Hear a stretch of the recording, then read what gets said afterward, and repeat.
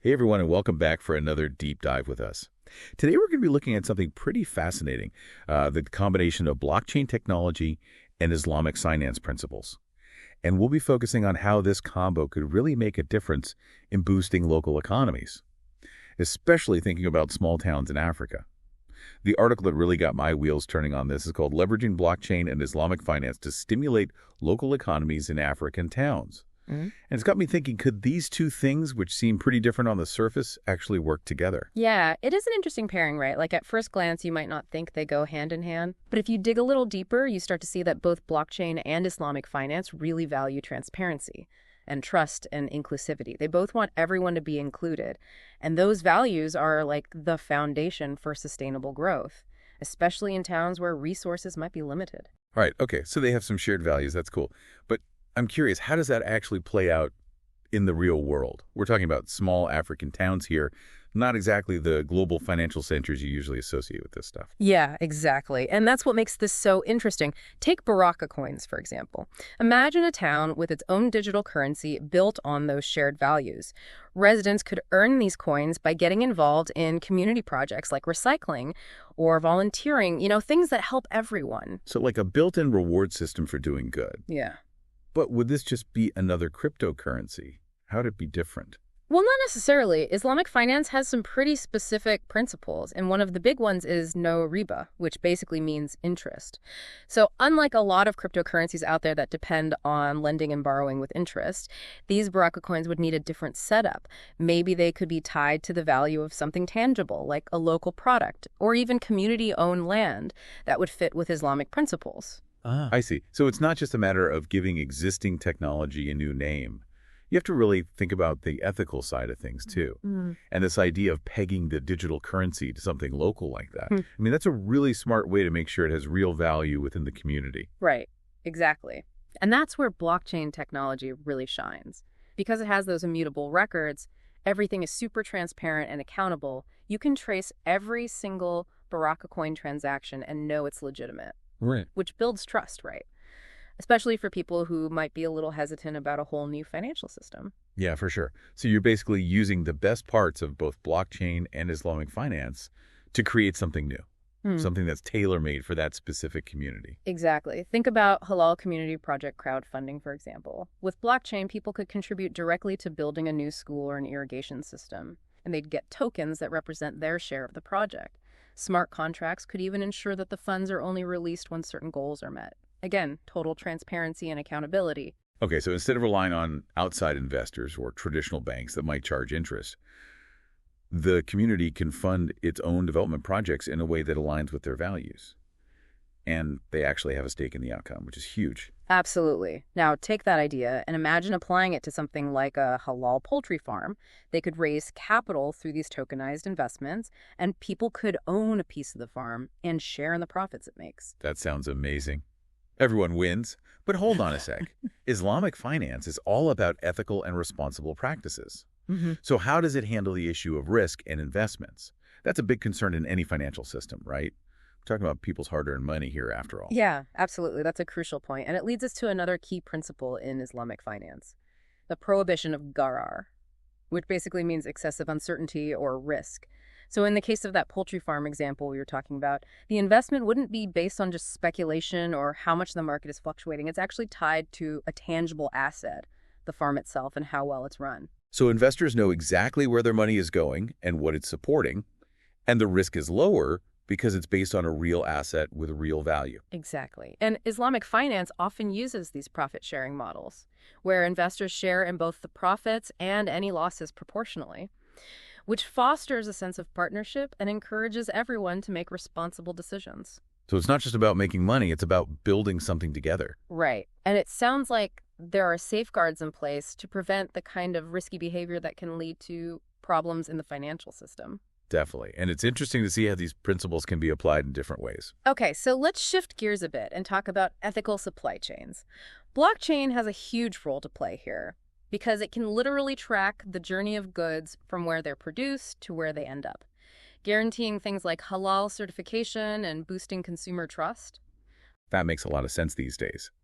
Consumers really care about where their food comes from and how it's produced.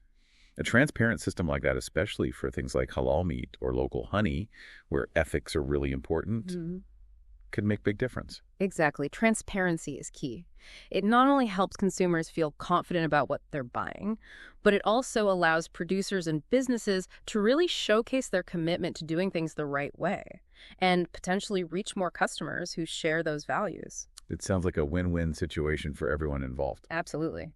And then there's the potential impact on charitable giving. Imagine a platform where zakat and sadaqah donations are tracked on the blockchain, totally transparent and accountable. Whoa, so donors could actually see where their money is going and how it's being used. Yeah, That would build a lot of trust, wouldn't it? it absolutely would. And for the people receiving those donations, it could be incredibly empowering to know that their needs are being met directly and transparently. It can create a stronger sense of community and dignity. That's really powerful stuff. Okay, so we've talked about finance, supply chains, and even charity. What about governance? Transparency is often a big issue, especially in smaller towns. Can blockchain help with that too? You bet.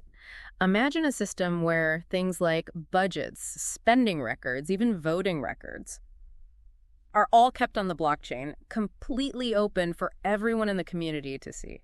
Wow, so it'd be much harder for corruption to hide. But wouldn't that require a lot of technology and people knowing how to use it? Yeah, for sure. And that's where things get a little tricky.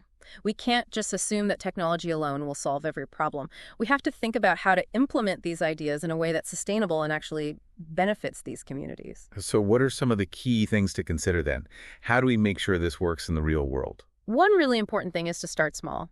Focus on pilot projects that address specific needs and have a good chance of success, like maybe a community-managed microloan platform using those Baraka coins we talked about. Prove that the system works before trying to do everything at once. So kind of like a test run to build trust and show that it can actually make a difference. Exactly. And education is crucial too. People need to understand how blockchain and Islamic finance work and why these systems can be good for them. Right, you can't just force new ideas on people. It has to come from the community itself. Absolutely. Workshops, training sessions, open forums where people can ask questions and share their thoughts.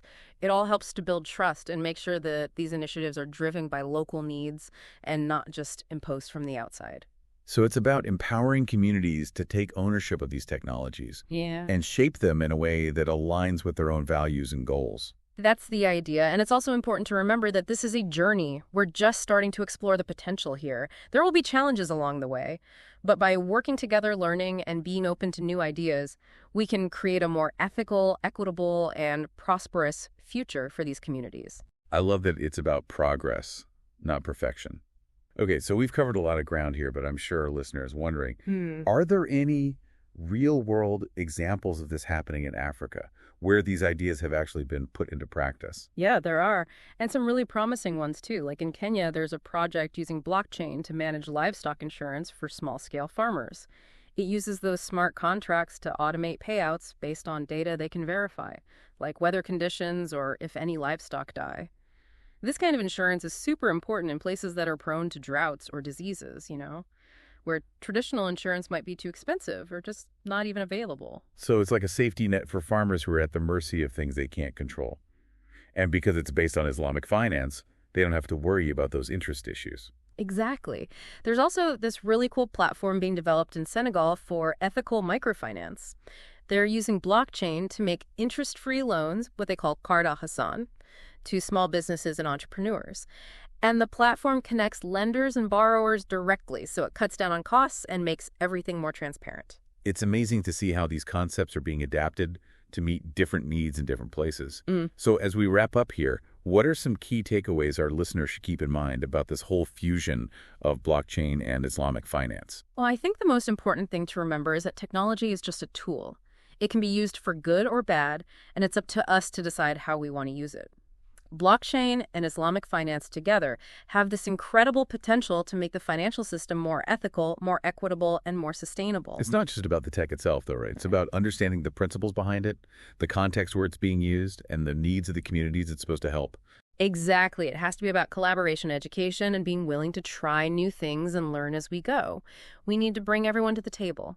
The tech people, the finance people, community leaders, religious scholars, to make sure these projects are done responsibly and make a real difference. It sounds like there's a lot of work ahead, but also a lot of hope for a better future. Absolutely. And to our listener out there, stay curious. Stay engaged and maybe even think about how you can be a part of this change. That's a great point. So as we leave you today, just imagine a world where technology empowers communities to build a more just and prosperous future. A world where innovation and ethics go hand in hand. That's the world we're working towards, and we invite you to join us on this journey. Thanks for joining us for this deep dive, and until next time, keep exploring.